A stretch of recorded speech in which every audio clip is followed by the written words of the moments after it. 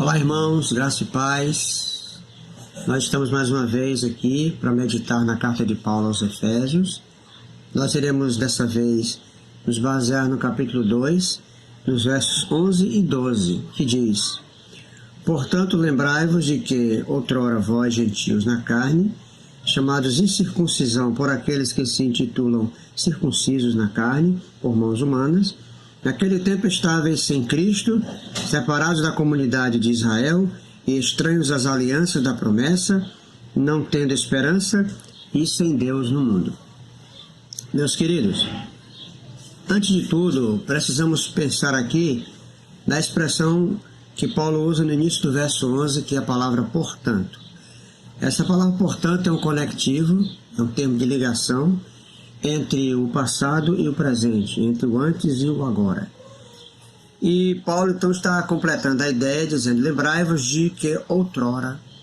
Então Paulo está levando os efésios a pensarem no passado deles. Lembrem-se do seu passado. E o passado aqui que Paulo está se referindo é o passado mais recente, é o relato mais recente, é o contexto recente aqui mais próximo, que é o que nós temos aqui nos versos 1 a 3 do capítulo 2, porque aqui Paulo diz que os efésios, eles eram mortos em delitos e pecados, eles andavam outrora segundo o curso do mundo, segundo o príncipe da potestade do ar, ou sendo, aliás, filhos da desobediência, andando segundo as inclinações da carne, fazendo a vontade da carne e dos pensamentos, e que eles eram, por natureza, filhos da ira. Então é esse passado que Paulo quer que os efésios se lembrem. Então a lembrança nada agradável, nada relevante, mas é importante que eles se lembrassem disso. E aí Paulo complementa a ideia, esse quadro negativo, usando outras expressões aqui nos versos 11 e 12. Aqui Paulo vai dizer que eles eram gentios na carne. E gentil aqui não é uma palavra antônima de judeu, não é uma palavra que diferencia dos judeus, Geralmente a gente fala que o gentio é aquele que não é judeu. Mas aqui Paulo traz um complemento, que ele diz que os efésios eram gentios na carne. Então essa expressão aqui, gentios na carne, traz a ideia de profanação, de impiedade, de iniquidade. Então os efésios eram ímpios, iníquos, profanas. É isso que Paulo está querendo dizer aqui. E Paulo complementa a ideia ainda dizendo que eles eram chamados incircuncisão. A incircuncisão é o contrário da circuncisão. Circuncisão como um sinal de pertencimento ao povo de Deus. Então os efésios não possuíam um sinal que os identificava como povo de Deus. Na verdade, a circuncisão tem outro sentido também, Circuncisão é um ato cirúrgico que os judeus faziam com os meninos, os machos, os bichos também machos, que era, na verdade, retirar uma pele que sobra no órgão sexual masculino. Quando puxa essa pele para frente, essa parte que sobra, ela é cortada. Então, é em forma de anel, Ela fica uma pele cortada, e isso é o ato da circuncisão. Então, os judeus faziam isso nos machos, tanto dos animais como das crianças, dos meninos, como sinal de pertencimento ao povo de Deus. Então, os efésios, na verdade, não possuíam a circuncisão, não a circuncisão na carne, da pele que era arrancada do órgão sexual deles. Não é nesse sentido, mas eles não possuíam o sinal do pertencimento ao povo de Deus. Até porque essa circuncisão aqui na carne é uma circuncisão praticada pelos judeus. E ela, na verdade, é inferior à circuncisão de Cristo. Paulo fala sobre isso no capítulo 2 e no versículo 11 de Colossenses. Diz assim: nele também fostes, nele no caso em Cristo, fostes circuncidados, não por intermédio de mãos, essa de Efésios, mas no despojamento do corpo da carne, que é a circuncisão de Cristo. Então, esta circuncisão de Cristo é mais importante do que a circuncisão da carne que os judeus praticavam.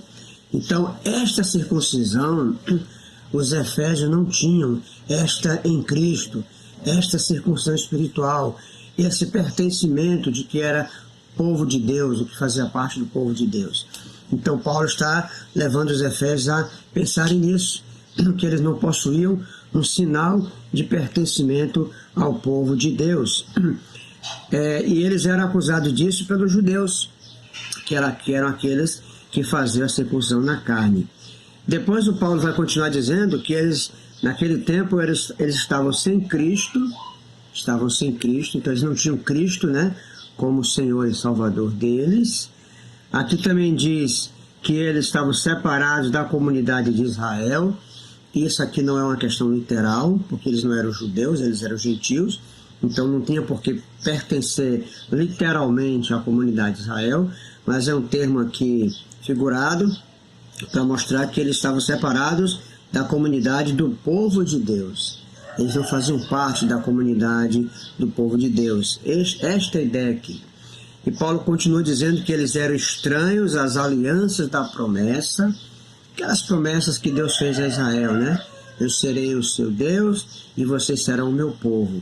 Essa aliança, por exemplo, não estava sobre os gentios ou sobre os efésios. Deus não pertencia a eles, né? Eles não eram povo de Deus e Deus não era o seu Deus. Então eles eram estranhos às alianças da promessa, não tendo esperança alguma eles tinham nessa vida, né? Esperança de vida eterna, esperança de salvação, esperança de herdar o céu, estar com Deus para sempre. Não havia esta esperança neles e eles não tinham Deus no mundo. Essa expressão aqui, não ter Deus no mundo, é a palavra ateoi, de onde vem a palavra ateísmo. Só que, na verdade, os efésios não eram ateus. Apesar da expressão ateoi estar aqui, eles eram pessoas que criam em Deus. Então, Paulo não está dizendo que os efésios eram ateus, que não criam em Deus. Eles criam em Deus. Mas a questão aqui é que eles não tinham Deus mesmo, né? Crendo em Deus, mas não tendo Deus. Não tendo Deus como Senhor, né? Não tendo Deus como seu protetor, como seu Salvador. Então eles não tinham Deus no mundo. Eles estavam no mundo errantes, sem esperança, e errantes no mundo, vivendo este mundo, essa realidade mundana, sem qualquer relação com Deus.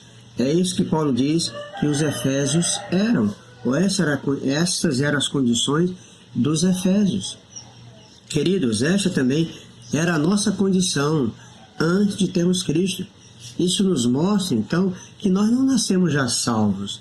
Nós já nascemos com a garantia de salvação, simplesmente porque a gente quer que seja, né? Assim. Na verdade, aqueles que foram salvos na eternidade, eles tinham já a garantia de salvação, né? Porque a gente sabe que o plano de salvação em Cristo é antes da fundação do mundo. Então, quem estava no plano de Deus estava com a salvação garantida, mas era preciso ainda ter um encontro pessoal com Cristo. Então, você não é salvo automaticamente, né? Você precisa de ter um encontro com Cristo, aceitá-lo como seu Senhor e Salvador, arrepender-se, né? Passar por todo o processo de regeneração e reconciliação com Deus. Portanto, meus queridos, é todo um processo, então, esse nosso encontro com Deus. Nós vamos dar continuidade a essa ideia no próximo estudo. Nós vamos mostrar outra realidade na qual estamos vivendo hoje, que é termos Cristo. Mas, por enquanto, ficamos por aqui e possamos estar agradecendo a Deus pelo processo de salvação que Ele operou em nós. Nós éramos pessoas assim, alheias às alianças, longe da comunidade de Deus. Nós éramos estranhos às promessas, mas tudo mudou e hoje nós fazemos parte da comunidade de Deus. Mas isso nós vamos ver no próximo estudo. E que Deus possa nos abençoar e que você tenha um excelente dia em nome de Jesus. Amém.